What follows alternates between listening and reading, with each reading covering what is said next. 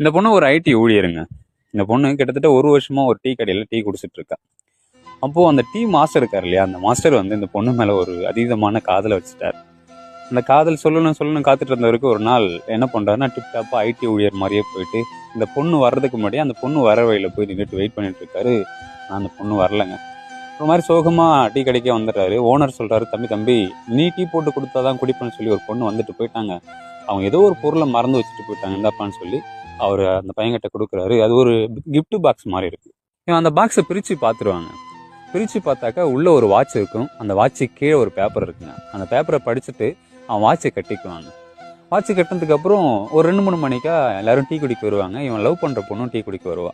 இவன் வாட்ச் போலவே அந்த பொண்ணும் கட்டிட்டு இருப்பாங்க. இவன் ரொம்ப சந்தோஷப்பட ஆரம்பிச்சிருவான். அந்த பொண்ணு இவன் வாட்சை பார்த்து அவன் ரொம்ப அலாதியான சந்தோஷத்துல இருப்பான். ஏன் இவங்க இவ்வளவு சந்தோஷப்பட்டாங்கன்னு பார்த்தாக்கா, அந்த பேப்பர்ல இப்படிதாங்க எழுதிருந்துச்சு. நான் 2 மாசத்துல வேலையை விட்டு போலான்னு இருந்தேன். எனக்கு அவ்வளோ ப்ரெஷர், தலைவலி.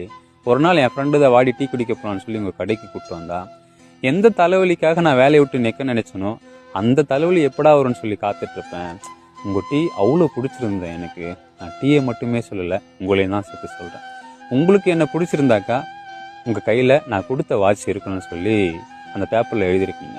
இப்படிப்பட்ட ஒரு ப்ரொபோசல் வந்த பிறகு சந்தோஷப்படாம வேற என்னங்க பண்ண முடியும்?